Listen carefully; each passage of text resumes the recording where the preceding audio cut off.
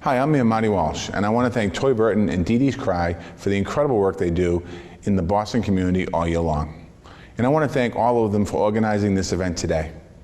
Mental health is just as important as physical health, and seeking and accepting help is a sign of strength. That's especially true right now. The pandemic has added a whole new set of challenges to everyday life. For people who were struggling before, it can even be harder to manage this added weight. I'm here to tell you it's okay to feel fear and anxiety. We'll feel that for some time. This is an important time to take care of yourself. We're all handling this the best we can. And the only thing we can do is take one day at a time. If you need someone to talk to, you have options. You can call your healthcare provider to get set up with a telehealth counselor. Or you can call 311 at the city, our hotline, to get connected to anonymous counseling over the phone. I know that DeeDee's Cry is going to share some important resources with you today. I want to thank the panelists for coming together and sharing their stories. In times like these, it's important to support one another and find ways to connect. I wish you all the very best, and I thank you for creating a positive change in our community. Thank you, Mayor Marty Walsh. Welcome everyone in Facebook Live. Tonight is Advocacy and Black Mental Health, because you know Black mental health matters. My name is Robin Saunders. I'm your host for tonight. And this is an hour-and-a-half online discussion brought to you by DeeDee's Cry and Toy Burton. And we're sponsored tonight by Louis D. Brown Peace Institute, Eastern Bank, and the Boston Foundation. Also sending thanks out to Callaway Graphics for making the flyer and the Roxbury Unity Parade. Right now, I'd like to pass the mic on to Toy Burton. She's going to introduce herself in DeeDee's Cry, and then she'll send the mic back to me. Turn your mic on. Oh, thank you. Thank you for that. Hi, everyone. My name is Toy Burton, and I am the founder and executive director of DeeDee's Cry Suicide Prevention and Family Support. DeeDee's Cry is named after my sister, Denita Shayne Morris, who died by suicide when she was 23 years old in 1986. I started DeeDee's Cry in 2017 when I noticed organizations that focus on mental health and suicide prevention really did.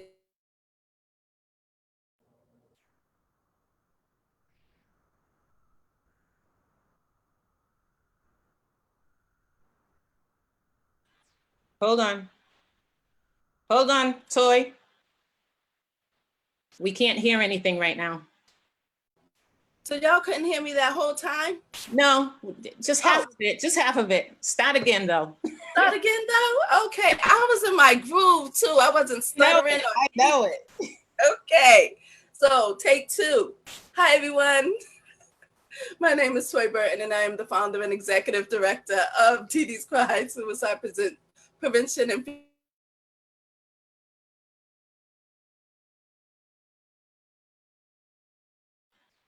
Hold on. Hold on. 1 minute.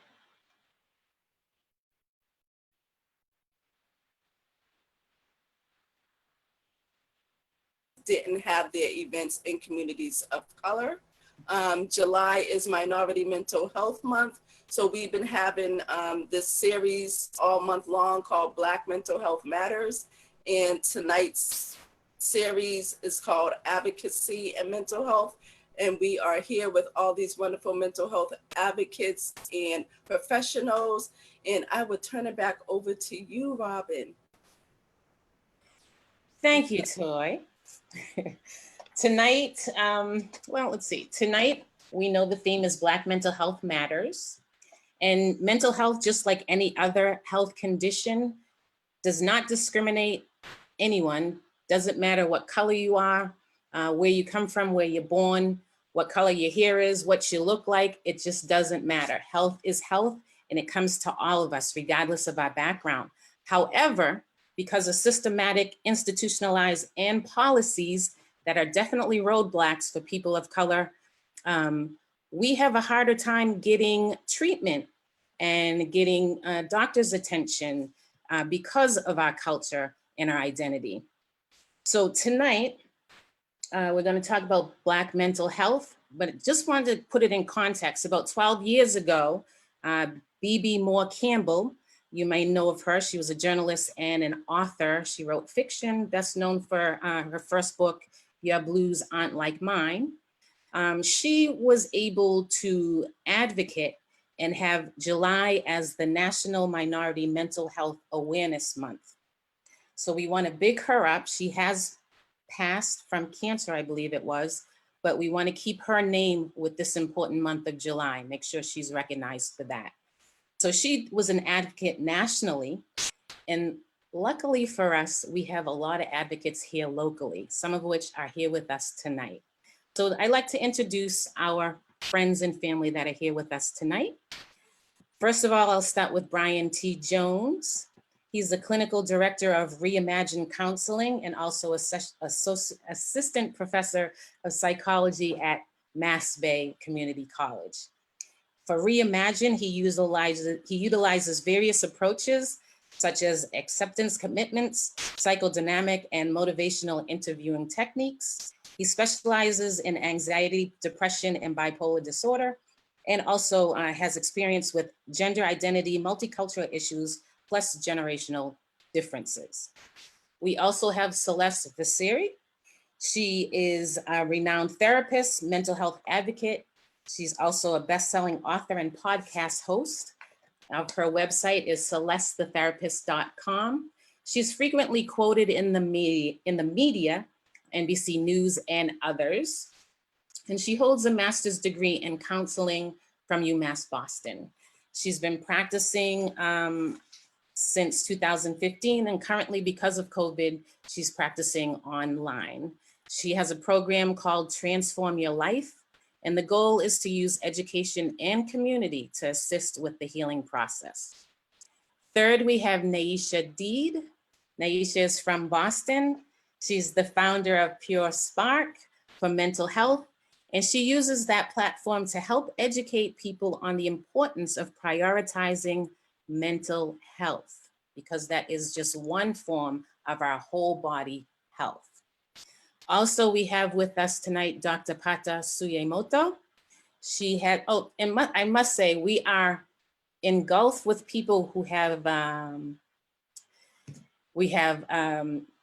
what do I want to say? Initials in front and behind their name. So we're very fortunate tonight. So Dr. Suyemoto, she has a PhD and she's a co-chair of the Massachusetts Coalition of Suicide Prevention Alliance for Equity. She's a feminist scholar, writer, educator, and jewelry designer, and also an avid bicyclist. She's a member of numerous boards and co-chair for the Greater Boston Regional Suicide Prevention Coalition. And she's spoken and written about her own struggles with depression. And she's also the co-founder of the Breaking Silence Project. Her claim to fame is that in 2012, she rode her bike cross country. I love that. Also with us is Isabel Garcia. She's Dominican-born immigrant, mental health advocate out in Western Massachusetts, mostly Springfield area. She explores the psychiatric and mental health systems in the US, combining her knowledge of suicidality and social justice issues. She's the founder of Estoy Aquí, a 2020 Grin Spoon Entrepreneurship Initiative awardee that provides upstream approach to suicide prevention by offering community care circles. Again, we're talking about our tribe, and social justice-based curriculum for the Latino, Latinx, and Black communities in Western Massachusetts. I think I've gotten our friends. I'm right now gonna pass on to our moderator, Jimmy Hills. But before I pass the mic for you out in Facebook Live land, just wanna ask you to use your chat function if you have any questions, comments that you would like of these of our family of friends tonight. You can use your chat so that later on in the program, we'll refer back to your questions. So now let's hear from Jimmy Hills.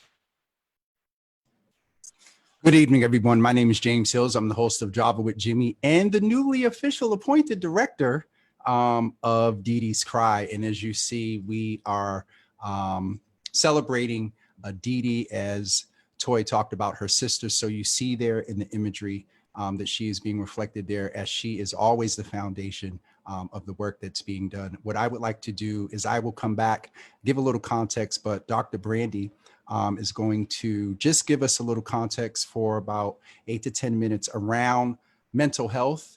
And this month is Black Mental Health Month. And so with all that's going on, I think it's so apropos that we're talking about Black mental health and in this climate about advocates.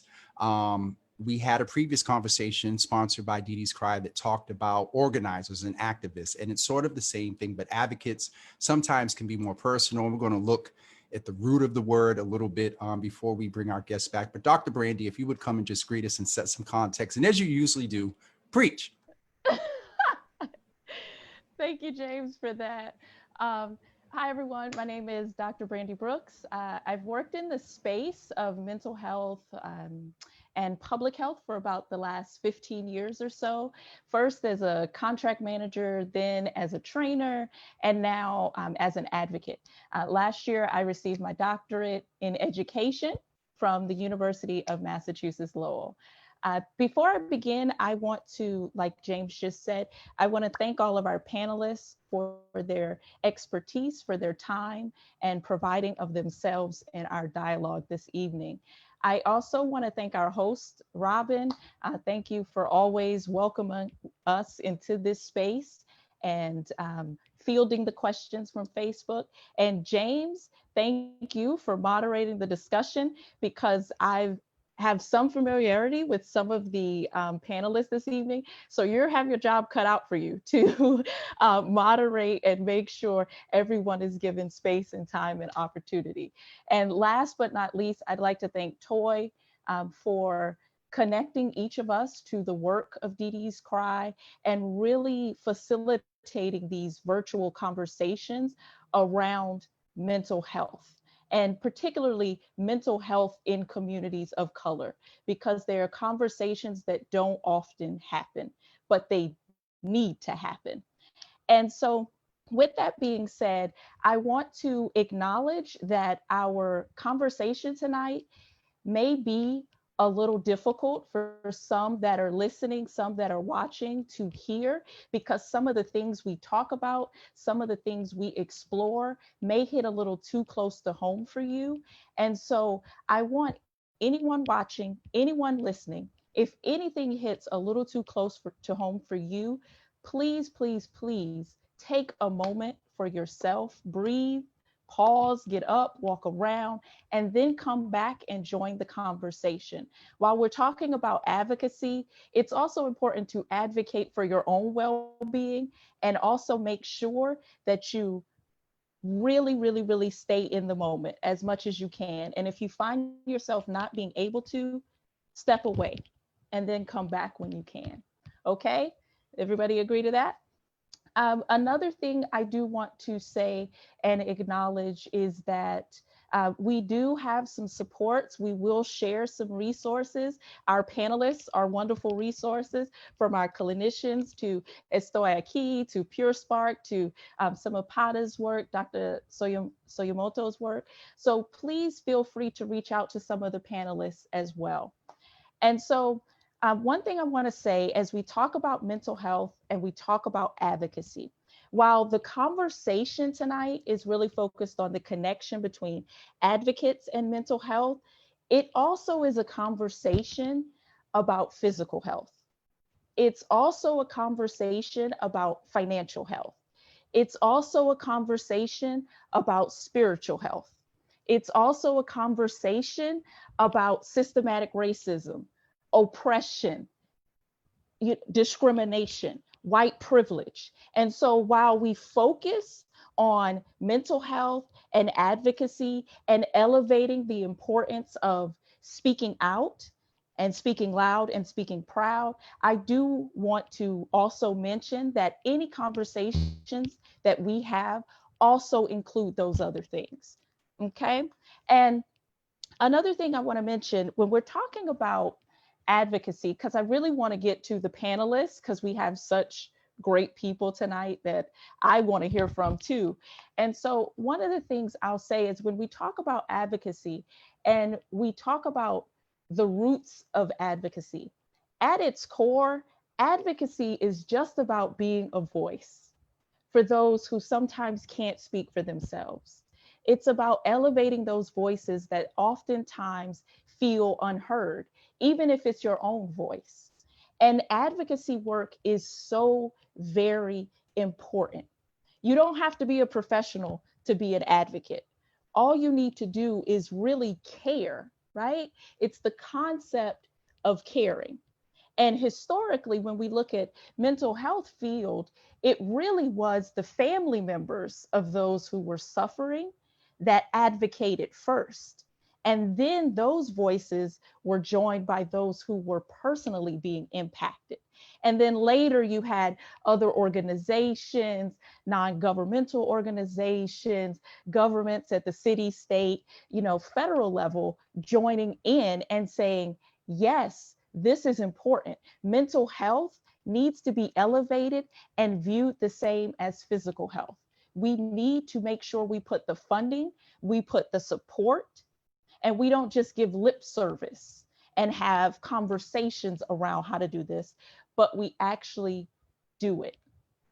And so when we're looking at advocacy and how you advocate, I was having a conversation with somebody about this the other day, and they said, because I was like, oh man, I wish I could do this and that and this and that. And they were like, Brandy, you are fine in your lane, right? So advocacy has many different lanes. You can give funding, you can provide counseling, you can either denounce things that you are seeing, you can either elevate things, positive things that you are seeing in the community, you can provide support to others, or you can be on the front lines. There's many different lanes for how you advocate.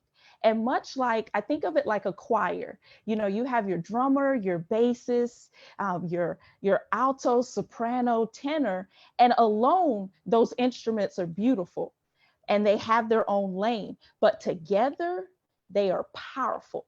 And it's the same with advocates. There are many different lanes that you can advocate in. And I'm sure we'll discuss this evening about the different ways that each of our panelists have advocated for themselves, for their families, and for their communities.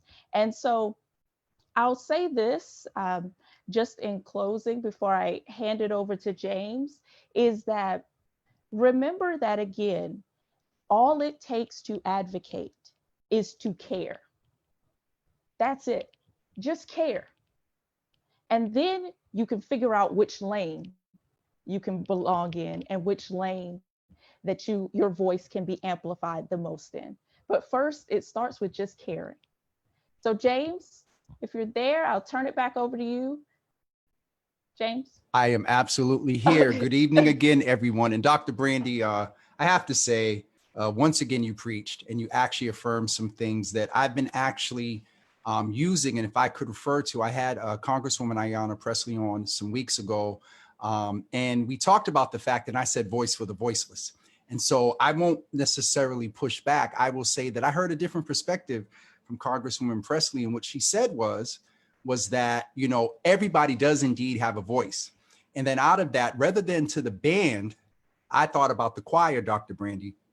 I thought about the soprano section, the alto section, and the tenor section. And sometimes advocates operate as choir directors. Again, if the sopranos don't know when to come in, the altos and the tenors, it might be a big, mess. So thank you for that affirmation.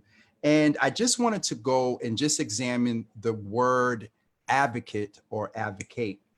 And it comes from the Latin, and it's broken down in two derivatives, which comes from ad, which means to, and then vocare, which means call. And then it, in its evolution, as still of a Latin influence, it evolved into advocatus. And then it went through a sort of a French evolution, and we wind up now with advocate.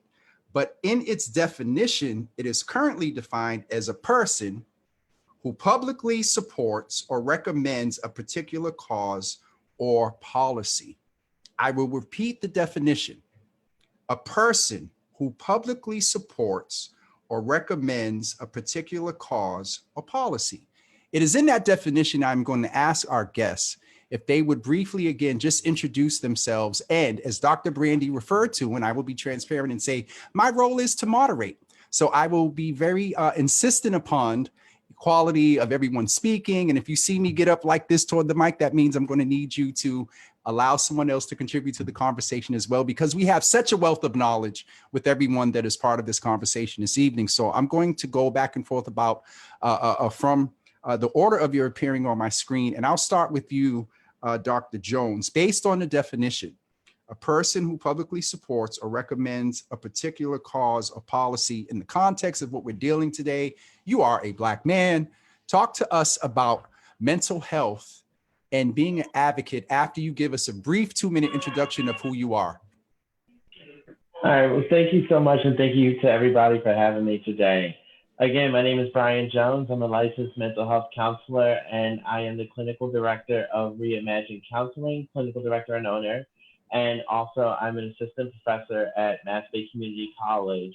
Most of my work is focused on primarily dealing with gender issues and stuff like that. But then also, I work a lot with dealing with specifically young men and women of color working in areas of discrimination, especially in professional areas. So the idea of advocacy for me really comes out of really speaking out when the voice needs to be heard. And so in that particular case, we're dealing with this notion that whenever we see any instances of injustice, whether it be racial, gender, anything, we really want to be able to and have that voice or space to speak out. So the idea of advocacy really requires at least one person to both, I'm going to pick up on the previous word, care, but then also to speak, because we want to ensure that people are saying what they need in order to get those needs met. And as a clinician, we work tirelessly to get people to communicate and act upon those needs. Brian, thank you so much. Thank you so much. And Thank Dr.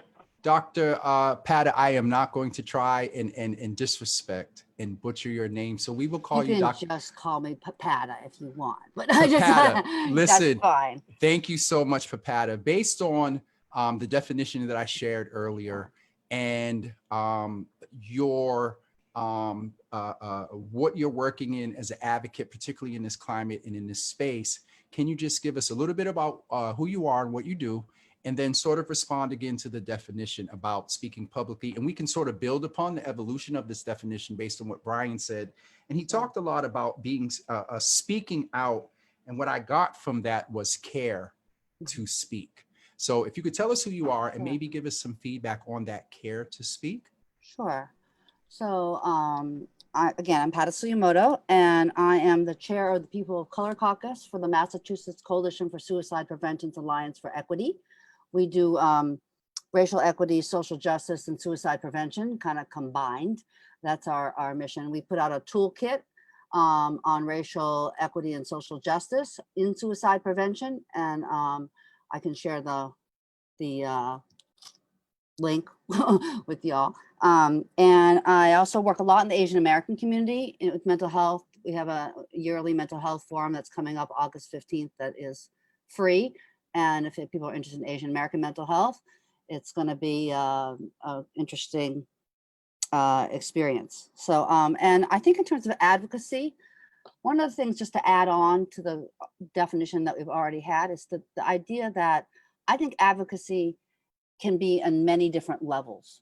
So I advocate for my daughter, who, like myself, I'm a suicide attempt survivor and a person with lived experience with mental health concerns, both depression and PTSD. And so I advocate for my daughter who has bipolar disorder, because, on that level, it's like I have to help her manage the system, all that kind of stuff that's hard to do when you're not feeling great. And then you can advocate for communities, can advocate for a cause, you can advocate for a, you know, so there's lots of ways to, as Brandy talked about, there's lots of lanes that one can be in. And I think that any kind of advocacy, whether it's a personal kind of advocacy or, you know, an advocacy that you're out there speaking or at a march or at, you know, at the government or speaking in kind of Congress, it's all very important.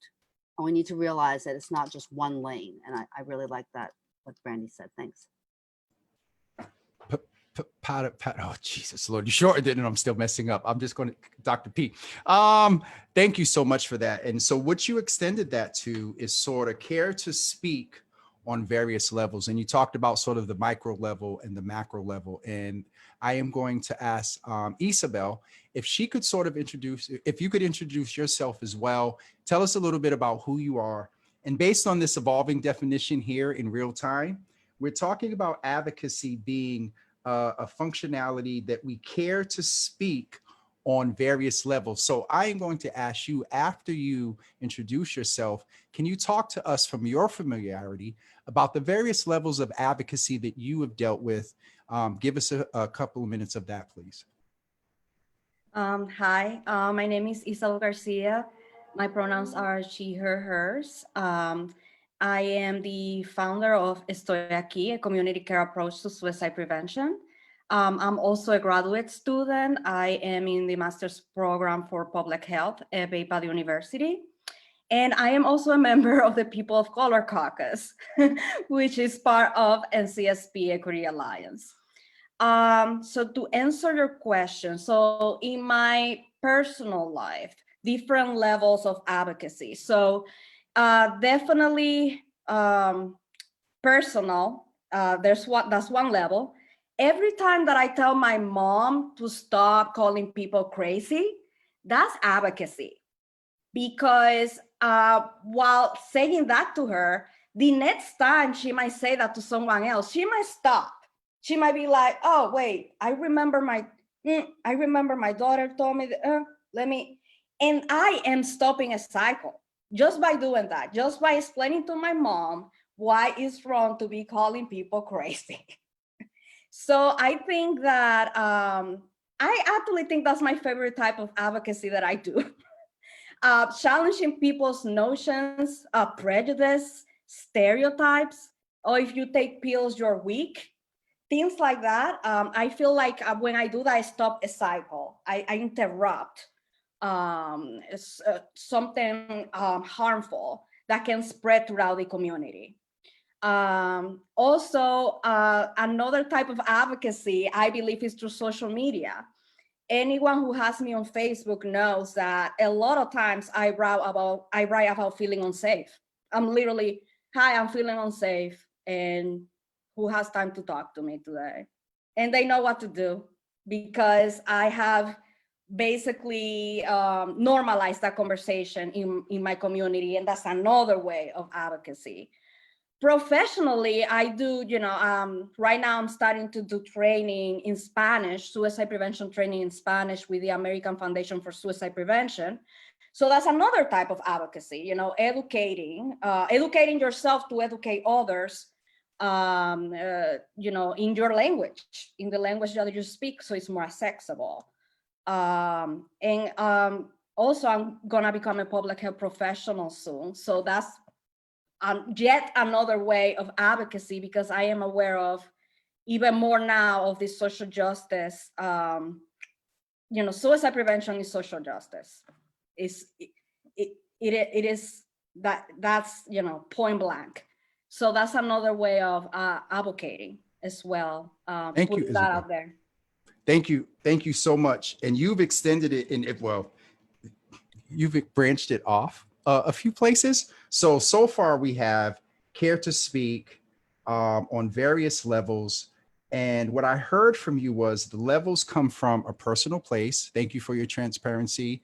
Dr. Pat, thank you. Dr. P, thank you as well for yours, as mentioning that you were an attempt survivor. And then you talked about the use of, and we're here tonight. I mean, it's so apropos and so evident. And in COVID-19, everybody's on Zoom and everybody's on social media. So social media is a piece of advocacy. one of the things that stood out to me, and Dr. Brandy, I'm going to actually give it to you in a couple of seconds as a mid before we bring Neisha and Celeste to sort of close out the introductions and also their level of advocacy. And then we're going to start back with them and just talk about where we are as a society when we talk about advocacy, the need for, you talk about family. So Dr. Brandy, if I could ask you to sort of chime in about what you've heard so far. And then Neisha, you will be next, and then Celeste, and then we'll reverse order. But we'll switch with Neisha so Celeste doesn't have to do both back to back. But Dr. Brandy, please give us some sort of insight based on, there was some convo about care to speak and level and social media, which can go, you can use it to advocate, but sometimes you may find yourself advocating on social media for someone. So I'll shut up and you give us a couple of seconds of your impressions and feedback. Yeah, I mean, I heard a lot of stuff to kind of unpack in terms of the work that's being done and the work that's being elevated. And I think one of the things and the reasons why these conversations are so important is because we know there is yet work to do. And there are yet spaces we need to continue to occupy and elevate the voices that may not be as elevated, particularly not necessarily right now, because in the midst of the pandemic, we know it is disproportionately impacting communities of color. We know this, we understand this, but it's more about, so while the focus is on that today, where's the focus going to be tomorrow? Are we just going to hear another news story and then it's going to be like, oop, turn the channel. We have something else to focus on and be concerned about.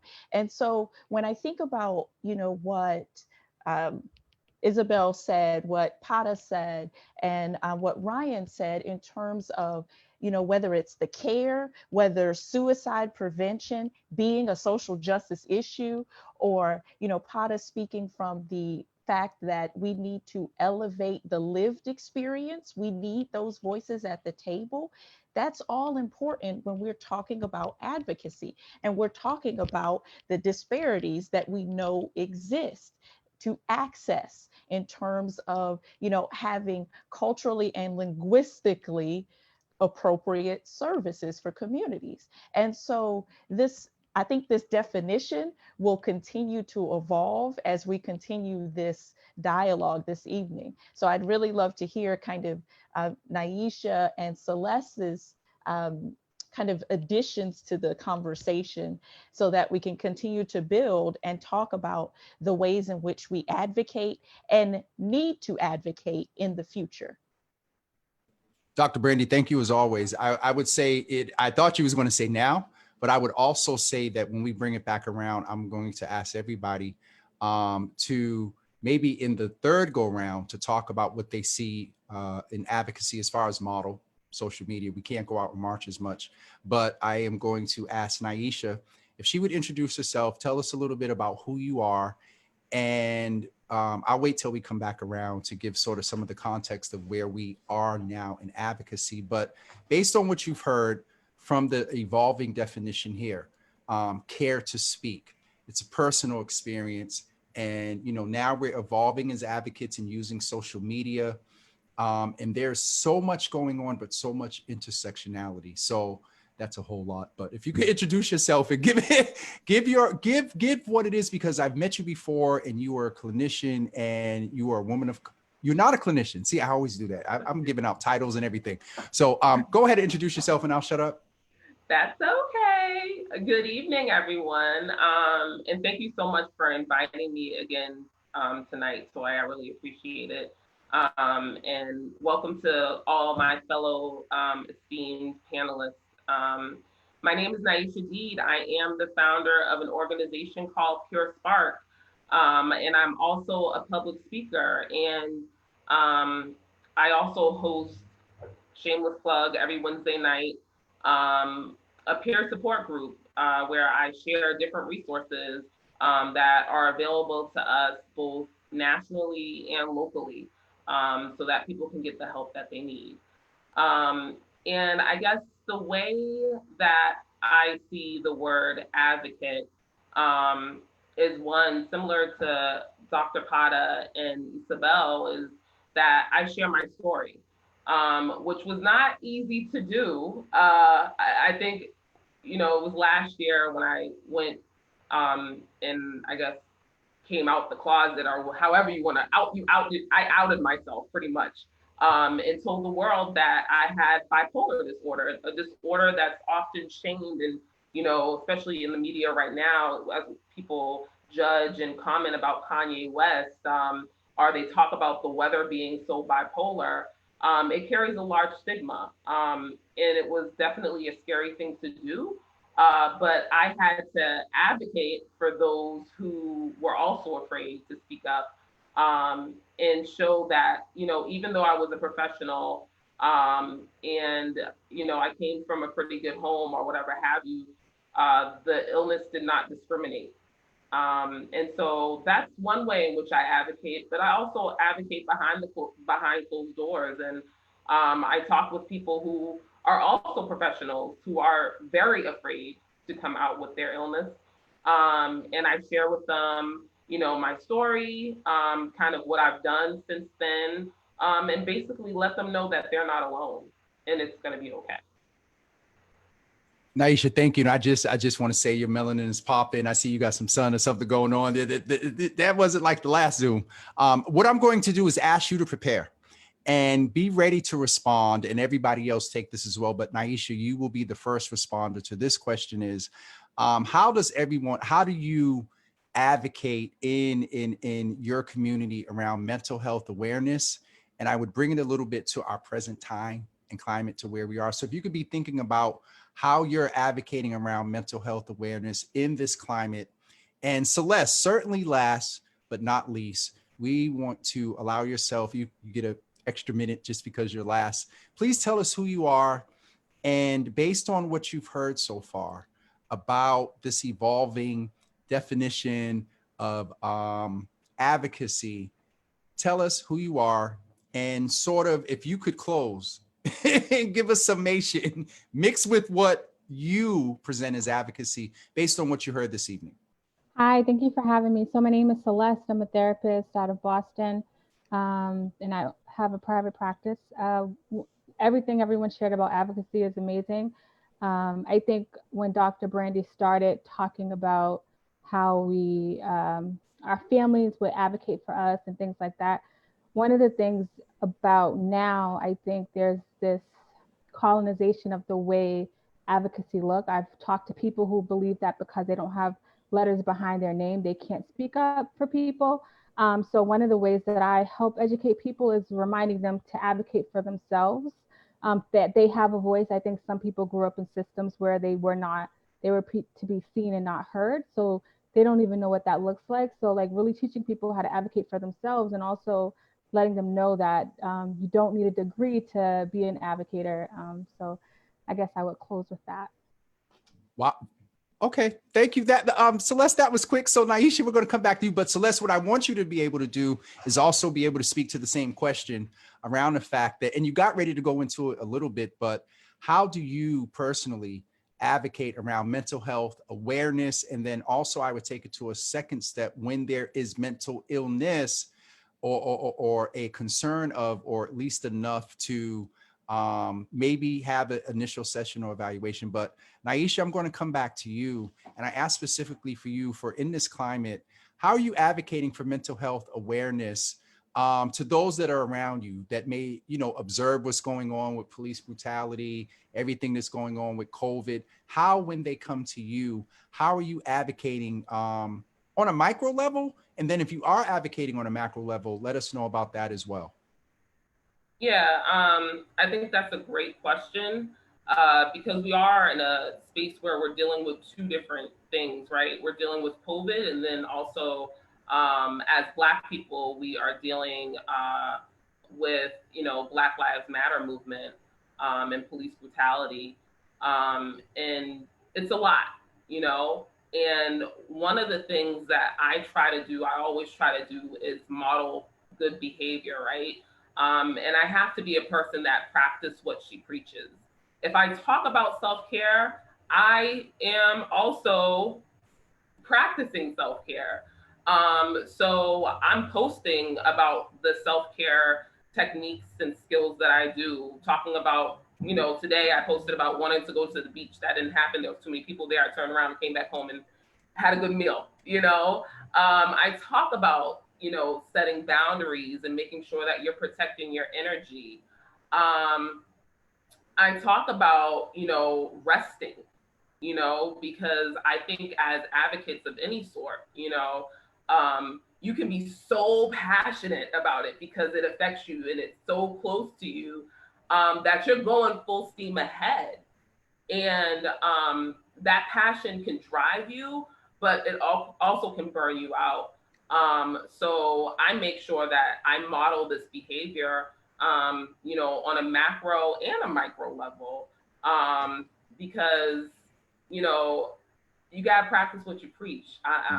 You know, that's just how I am. Otherwise, how can I tell somebody else to take care of themselves and I'm not taking care of myself? That just doesn't make sense to me. Neisha, that's good. And I'm glad that Celeste, I already said Celeste was going to come up, because if I had to throw it to Dr. Brandy, she might have referred back to something like this coming up in our last session, where right here in real time, we had some conversation. I was kind of on the spot about practicing, you know, what we preach around self-care. So Celeste, I'm going to come back to you in the context of how do you advocate for self-care in your community?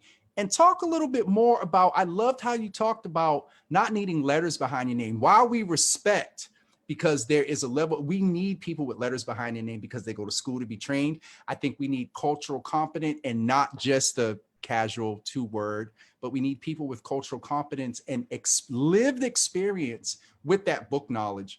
But can you go a little bit deeper around how you advocate around mental health awareness to the everyday sort of Joe or Joanne Schmo? So, you know, the way I've done it over the years is by normalizing conversation. And through I have a podcast, I talk to people, Toy and Neisha's been on. I talk to people that are empowering other people by sharing their story. So I believe that there's something powerful when you're around other people that are dealing with the same things. There's this commonality that takes place. So when you think about, in regards to the letters behind your name, when you think about AA has been in existence for many of years because you have somebody that comes in on day one, right, trying to get sober, and then somebody's been there for 20 years. And so there's this thing where it's like, oh my gosh, I think I can do this. Like, look at, we share the same story. And so I think that that's one of the major ways that I've been able to really normalize and advocate for people to like take care of themselves is by, I always share my story. I'm a very transparent person, but also just sharing other people's story, I think has allowed people to like have these like aha moments and perspective shifts. Thank you. And I like how you frame that. Dr. Brandy, we're going to have you come in and give not some sort of, but it's going to be wonderful. Give your feedback based on, in this segment, what we talked about, Neisha talking about, don't go too deep in the self-care piece, but what Neisha talked about self-care, and then also Brian and Dr. P and Isabel, we're going to come back to you and sort of ask in the same context of how you advocate for mental health. And Isabel, you already talked about sort of the language piece.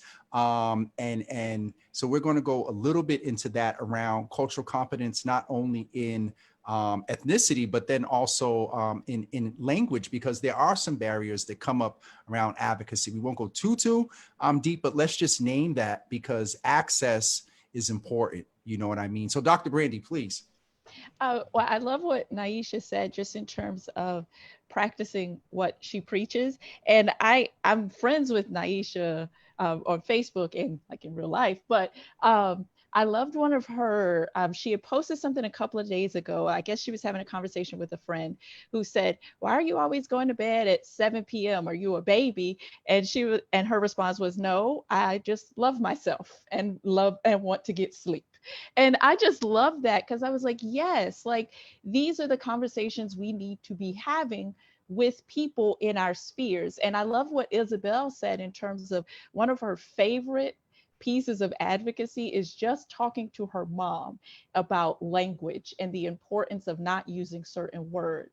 And, you know, when Neisha brought up, you know, her dealing with bipolar and, you know, what we're seeing in the news right now, particularly all the information around Kanye West and his struggles, his very public struggles that we are all witness to, this is an opportunity to continue to have these conversations, because people who may not know that, oh my goodness, people struggle with bipolar disorder in our communities, they could see, oh my goodness, Kanye West is struggling right now. So let's have a conversation. What resources are available? How can we continue to support, whether it's Kanye or someone on our block that is dealing and struggling with this? And I definitely love what Celeste was saying in terms of, you don't need degrees to advocate. One of the most beautiful things I saw with the recent protests around, you know, police brutality and, you know, structural racism and oppression and white privilege was a 5-year-old put together a march.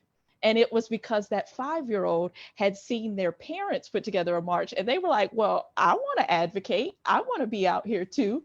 And so they put together a march, and the community supported this young person and marched behind them.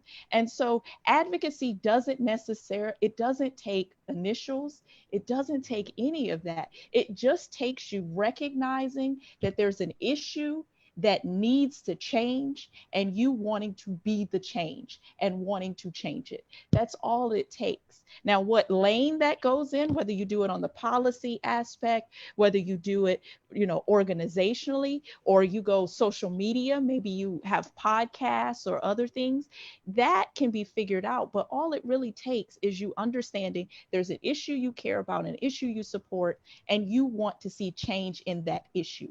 You want Absolutely. to see people have more access. Absolutely. Dr. Brandy, thank you, because you sort of set it up. And Ysabel, I'll be honest with you, when we were going to talk about language, I'm going to ask you to do something, talk twofold and keep it short, but talk to the language piece when you first talked about the fact, because a lot of times in the Black community, we talk about cultural competence, but we don't have the added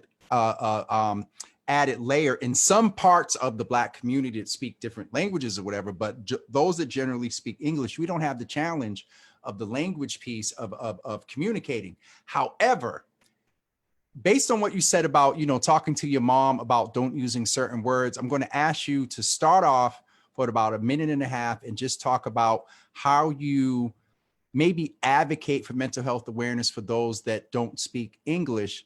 And then I want to come back a little bit, because Dr. Brandy set up in the fact of that words matter. So I was going to come to you about language, but based on that first piece, I give you a couple of extra minutes to talk about words matter, because in mental health and in addressing mental illness, words matter. We don't say the R word anymore. You know what I mean? And we don't say, you know, the C word is kind of CRA. Let me just clarify that. Is not as taboo, because some of the young people say CRAY, you know what I mean? But even with we have to begin maybe to change the culture. So a lot there, and I'm asking you to do it in a couple of minutes, but let's talk first about the language of communicating, and then talk about from a perspective of words matter based on how you said you advocate with your mom, all in the context of awareness of mental health. So yeah, it's your show now. Yeah, sure, easy. Challenge accepted. Remember that meme? Anyhow, challenge accepted. So in terms of language, how do I advocate for that? Well, Para knows, Para is here. In every meeting, every time there is a material that we're talking about, I am the first to say, is it in Spanish? Who is gonna translate this in Spanish? You know, there's always where is the Spanish here? So in a way, I will say that in many times, in many types of organizations, I kind of have taken the responsibility of being the one saying in Spanish. And that's a lot of pressure, by the way. But going back to how I advocate, that's one, translations. And two, also encouraging people to translate their training material in Spanish, so Spanish speakers like me who wanna do education can do it. I can totally do training in English, but I want to do them in Spanish. We can totally translate it to Spanish and do it for our community, which is something that I'm doing now with the American Foundation for Suicide Prevention, and we Estoy Aquí as well. In terms of words matter. So I am from the Dominican Republic. In the Dominican, and I don't want to speak on behalf of all Dominicans. I don't want to do that. This is based on my personal experience as a Dominican. There's a lot of ignorance. And so the word crazy, that's a thing. Oh, you're crazy. And there's a lot of, there's no validation. Like the language is very, no, you just have to pray and everything will be fixed. And that's it. And can I just chime in? That's not just in Dominican culture. Oh, we can yeah. put that to Black, and then also within, and you know, kind of all the same, but also within sort of a Christian context too. And we've talked about this before, but we won't get too deep. But if you could just close out a little bit, finishing with the words matter piece, because I think that is so important. Go ahead. Yeah. So with the words, yes, they do matter. Because when you're talking about your experience and someone is telling you, well, you know, you're just weak, that obviously is not going to make you feel great about yourself. So words matter, because when you don't take care of them, you might be pushing someone to end their lives. And that is pretty big deal, right? And we know of a recent case in this, I believe it was in this state, where there was some legislation or there was some prosecution done of a young woman that she used some words and it led to a young man, you know, going through with it. Isabel, I hate to chime in here, but we want to bring Dr. P back and then also close out with Brian in this sort of question piece around Dr. P. If you could talk with us based on everything that you heard in the realm of how do you advocate. I presume you move in a few spaces just by my minimum observation. And in the spaces in this time, in this climate, when you either hear things about people of color, Black men, or either, you know, someone does not speak English, how do you advocate not only for mental health awareness, but the integrity of those that are providing the services to those to keep their mental health healthy, and then also have to work with those that are dealing with mental illness? Again, the more we go deeper into this, the more I'm digging, and sorry to throw it in front of you, all that in front of you, but please, I think you got it. Well, first I want to say that in terms of advocating in public spheres, my PhD gets me in the door, but my lived experience gives my message heart. So, I mean, there are, you know, I mean, and those doors, you know, those are artificial. They're just put up there by, you know, the dominant culture to make sure that, you know, they stay in power. But I just want to say one other thing about words matter too, though. I think that cultural competence is only really available to people from that culture. I don't think I can have cultural competence in any other culture other than my own. But I can have cultural humility. As a practitioner, Dr. Pete, you were messing in something. Go with cultural humility. Come on. Yeah. You know, I mean, I'm just saying, you can go and, like, if I'm working with someone, and I'm not a practitioner, but if I'm working with someone and I'm of a different culture, I can ask a question, right?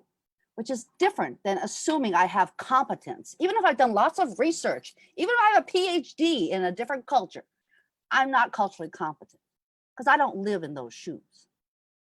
So, you know, I just wanted to put that out there. And I think that it's really important that we do work on so many different areas. I mean, I work in the Asian American, you know, community, which is its own thing. And then I work in the broader suicide prevention community in a more larger perspective. And I think doing it on all those levels is really important. But that to really go across cultures, we need to have cultural humility.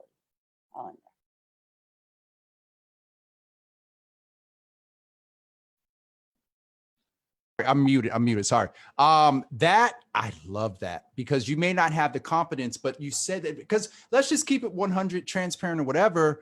We have a lot of people that descend into our communities that have a lot of book knowledge and don't have the live. And I love how you said that your PhD gets you in the door, but it's your lived experience that causes them to listen and makes you a different type of effective sort of advocate. Toy, we might have to maybe have a part 2 of this one, because that cultural humility, that thing, we can unpack that.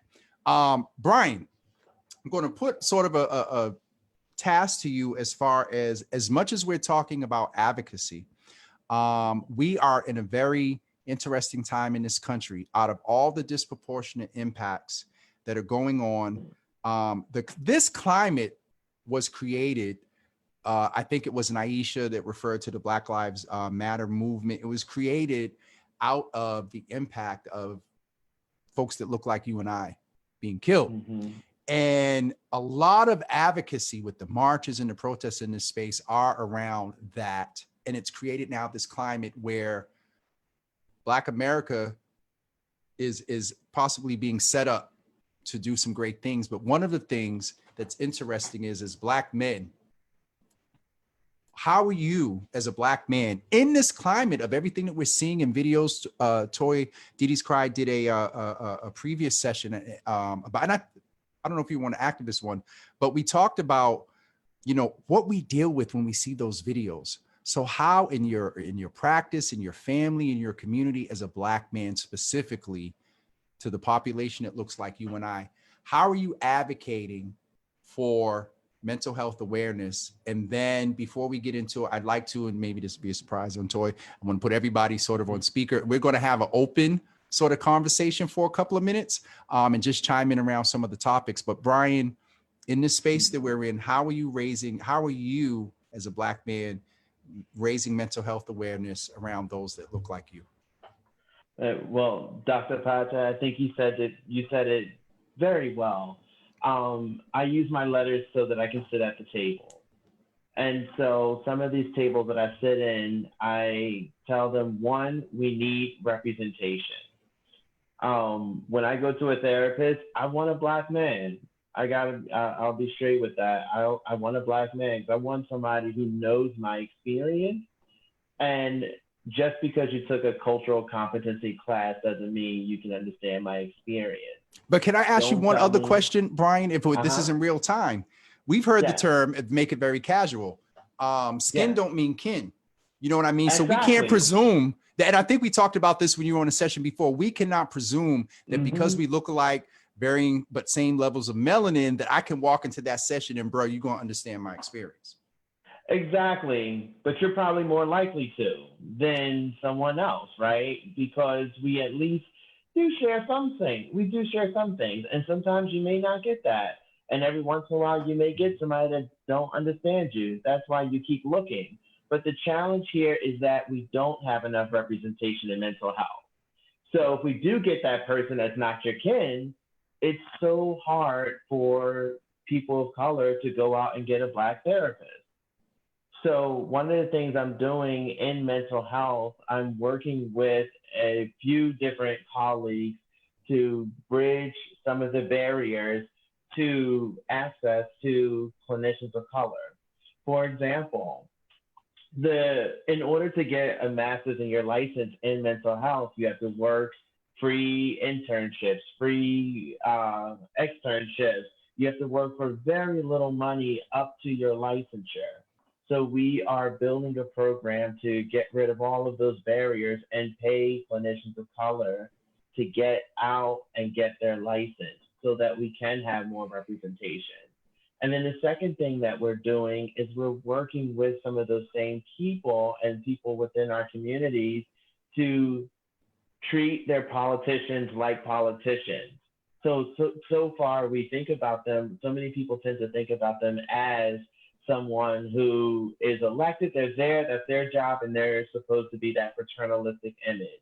But no, they are elected officials. And in that, people should be empowered to call their, I got my town's selectman on speed dial in his office because something comes up, I'm calling. And people should be empowered to call. So when we look at city councilmen and stuff like that, or your prosecutors, they need to be on speed dial. People need to vote for those local level officials as well, know who they are. And so a lot of my work has been in breaking down those barriers so that we can have more representation. So if you don't like me as a therapist, good. You got 20 others to go and talk to that you may like that represents you. Where, and, you know, but then also, if there's a problem in your community, then your community leader should be willing to work for you. Brian, And like my community leaders work for me. You're tapping into an area that Toy probably does not want me to stay right now, because I believe in that piece around ensuring that those that we have elected to lead us are accessible to help advocate in spaces that we get equality and equity around mental health services and addressing mental illness. Toy, did I say that? Did I respond? Was that good? Because he mentioned politics, and so I'd like to be, Brandy, was you raising your hand? Dr. Brandy? Okay, what I'd like everybody to do that would like to, the Toy always in the background, and Robin, you can come in. Well, Robin, before we do that, are you noticing any questions or anything you would like to chime in that you're noting on social media? Take your mute off, Robin. There is a question from Kathy that maybe we could address later. Kathy is teaching a parenting class in Boston, and the parents ask her for resources for their children. I need names of a therapist who work with children between the ages of 5 and 8 in Dorchester. Okay. Bonus if you also know of activities, camps, extracurricular that are currently open for that age group in Dorchester. So if you all could think about that and maybe respond later. Okay. Is that last name begin with R? Because if it's who I think it is, I can definitely get the info to her. Okay. Yes, Kathy. And is that it, Robin? As far as questions, yes. Okay. Everything else is praise and thanks. Wonderful, wonderful. So what I'd like to do is open this up in sort of the last maybe 15 minutes, and let's really have some dialogue about how I'm going to throw it out there, and then Brandy can help facilitate it a little bit. As I said in the last session, I had realized, and Neisha, you kind of brought this up again tonight. It is imperative that, one of my board members told me, they were like, not only are you accessible, but the access is used for deep stuff, so we have to be intentional about our self-care, and it not be my self-care is in organizing. My self-care is in making it happen for someone else. And my self-care is, so unmute, let's just chime in and really, does anybody have sort of a gut? This is what I do, and this is how or to be 100, I'm not there yet. Brian, I see you. Go ahead. Mine is hit the gym. I hit that gym, and also I'm a juice maker. So I used to own a business making juice, but for me now, I love to do it just because it brings me happiness to sit there and get a bunch of fruits and vegetables and make creations. So Robin, that self-care is perfect. Sorry, Robin, you don't say that much. You usually come in and host and other than ask questions, but we're going to put you on the spot tonight because you, I don't know exactly what you do, but y'all just chime in because I know you do something that has something to do with building community. So how are you self-caring? And then y'all go ahead. I'm putting the mic on and y'all just go, I'm muting my mic and y'all just go ahead and have a conversation. My self-care is music and food. So some people get addicted to drugs. I'm addicted to music and good food, not any kind of food. Good food, healthy food, natural food, and the same thing for my music. I would say that my self-care, I have a laundry list of things that I do for self-care. It's like ammunition, you know what I mean? Because it depends on what I need relief from, my favorite thing to do is simple, it's breathing. When I'm upset or an event happens that's overwhelming for me, it just relieves all the pressure of like the overwhelming emotions. so that I don't just act on emotion. I can pause, breathe, allow my brain to kind of adjust to what just happened. That frontal cortex can get engaged. And then I can think logically, okay, what's the next best step? Because, you know, for example, with George Floyd and all that happening, I was like, ooh, my emotions were like, ooh, like crying and, you know, having trouble sleeping. And, you know, that pause so that I can reset is the biggest self-care that I could have ever done. And that I use all the time.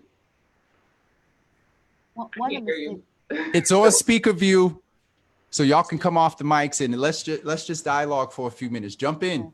One of the things that I have a problem with when I do speaking is the idea that self-care often people think about things that cost money, like spas and, you know, nails. And it's usually very sexist too. It's like your nails and your hair kind of thing. And not that we want to do the nails and the hair, that don't want to do them, but I'm just saying that that's not all it's about, right?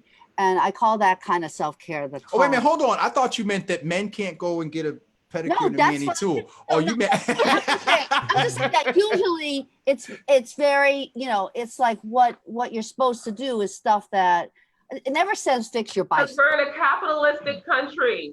Sorry. Well, yeah, but I'm just trying to break that down. No, right? No, I hear what Pat is saying is that, you know, the population that I'm working with now, immigrant families and individuals, like you can't be like, oh, self-care, go take your family out and go for a walk. And like, who has time for that? And so you have to break it down in terms of what do you do to feel joy, right? What do you, is it listening to music?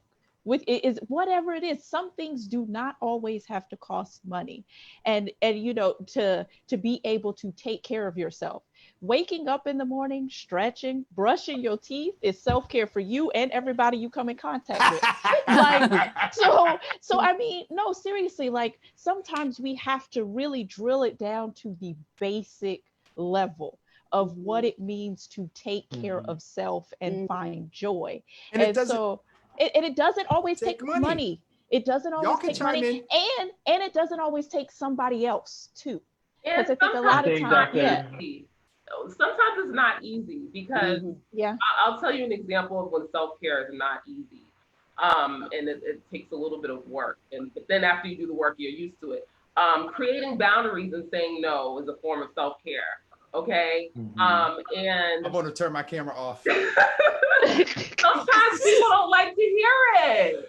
You know, some people hate the word no. I love it because that shows me that you have a boundary and you will therefore most likely respect my boundaries.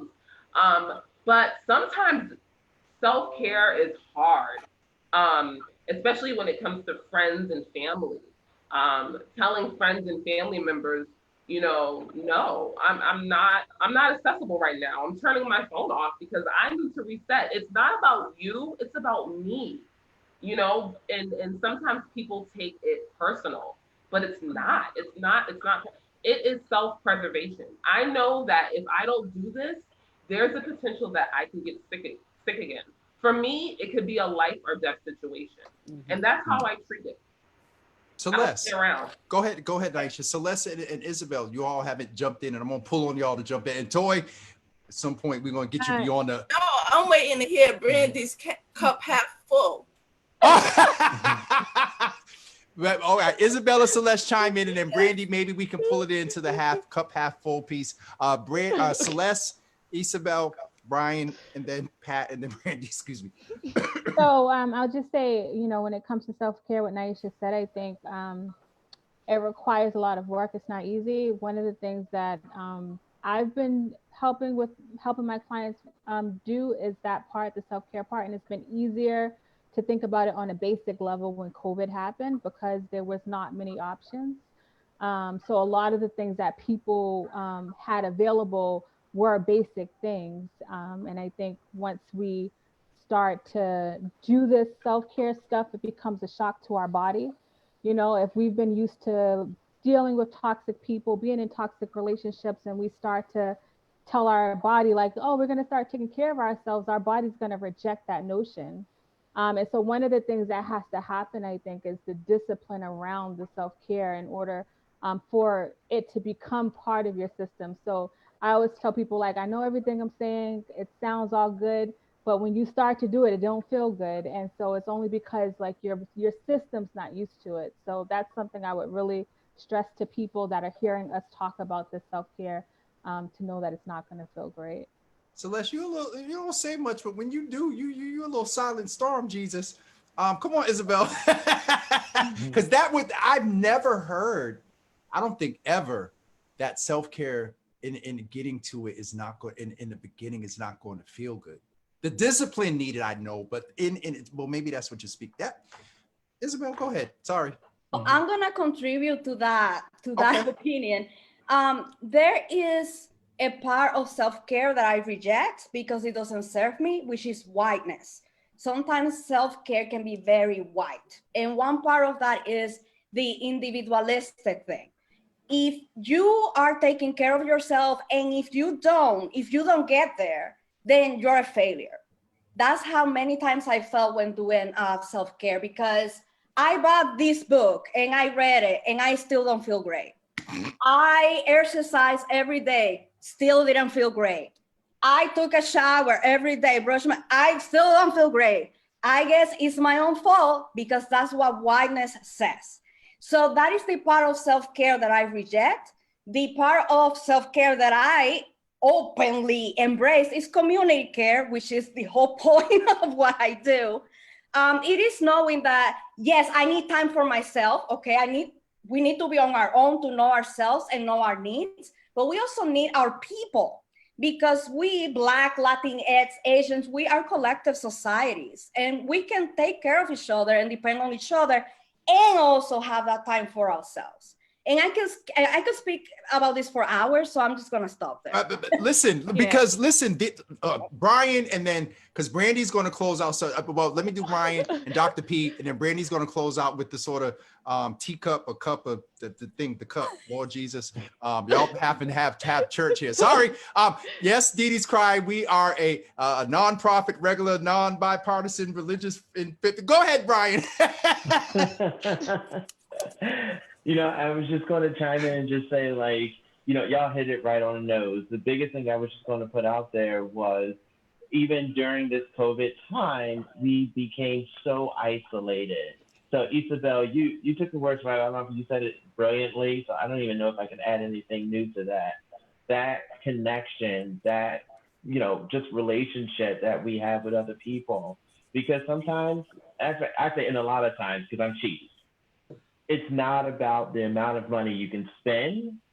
It's not about the things you buy. It's not about that consumerism. It's about just connecting and doing things that makes you happy.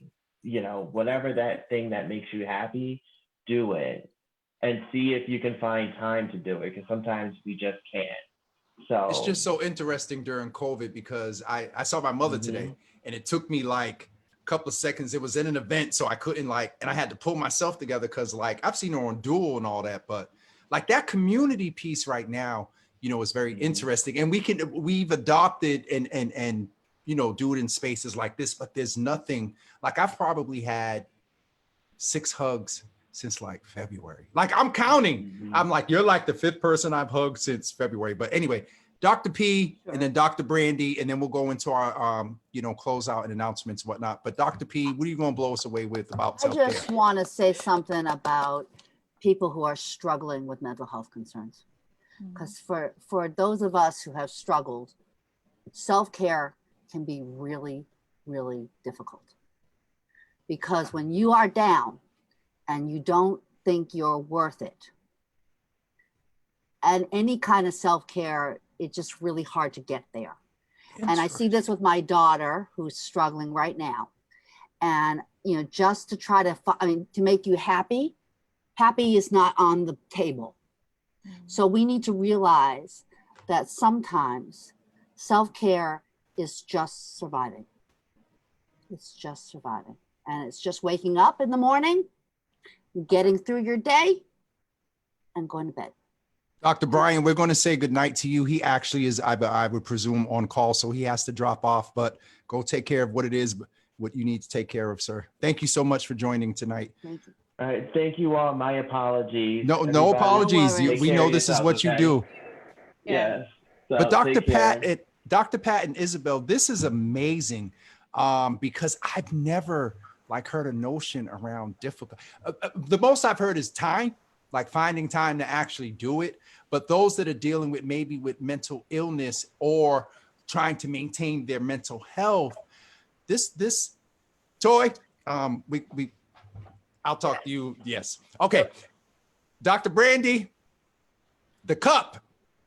I'm not gonna do the cup. Oh, but, you no, Okay. no, I'm not gonna do the cup. But what but the thing I would like to elevate, which I think is so important, what Isabel was saying, is that it takes each of us. You know, those sayings like "it takes a village," they're not just words, they're not just phrases. Particularly now in the middle of a pandemic, those things are important and they matter. And we have to take care of one another as a community. And sometimes you may not have the energy yourself, so you need your community to help lift you up and to help you get through those days. And you know, the thing that Pata mentioned, and I've heard her speak before about that, it is, and what Celeste elevated is that it is difficult when you are in a space where you are depressed, you are suicidal, you are struggling. It is difficult to say, I have to take care of myself. It's important, but it's difficult. And so I don't want to, you know, say that this work is easy and that there's a 1, 2, 3 and you're all better, check, you know, because it takes work and it takes time. And like Pata said, sometimes self-care is literally just getting up and getting out of bed that day. And that is the self-care until they can move to the next step of maybe then reaching out, of maybe then doing those other steps. And so I know Toy wanted me to do the cup, but I think it's just really important to emphasize the importance of community and the importance of the little steps, because the little steps lead to other steps. You know, it's kind of like when you're a baby, you're crawling. Then maybe you start to move around. Then maybe you start to stand up without assistance. Then you start to take your first steps. And then maybe you're running, right? And so it's the same when we are taking care of ourselves and taking care of our community. There are steps, there is a process, but there's a role for each of us in this process and in those steps. And so I thank all of the panelists for everything they've shared. I hope those listening have learned and gained something. And so I'll turn it back over to Robin to see if there are any questions or any thoughts or kind of concluding comments, thanking the sponsors, and then we'll, I guess, close out. I'll just close with this before we go to Robin and take the different version on your cup, because I know that there's a lot of people that move in the same space that I move into. And it just, again, I'm gonna have to practice what I preach. Take it, you have to take care of you. And I think tonight, to reiterate that we now have to balance the promotion of self-care with maybe presenting to that first of all, are you okay? Because you can't get in a self-care space really if you're not okay. So for those of you that are out there listening, check in on folks and take care of you. Take care of you. Robin, I would just like to say, as the moderator and digital director of DeeDee's Cry, thank you all for joining. And just by way of announcement, we will be making an announcement soon about something to do with Roxbury and a current mural that was torn down there, and that will be coming soon. But Robin, I'll close over to you. And then Toy will, take us home and give the benediction. No, I'm joking. And close us out. I can't hear you, Toy. No, I actually can't. You're off a thing. We will have it chat us or text us, Toy, or it might come back on. Robin, go ahead. So let's see, there was one, Lorna shared information in the chat that Uric Johnson is a Black Caribbean therapist in Dorchester. So that's Uric Johnson. And I think Kathy R., some folks on the panel, our friends here tonight know you, so they will get back to you with some information on resources for children ages 5 to 8. And in the meantime, with just a few more minutes left, I do want to thank the sponsors one more time.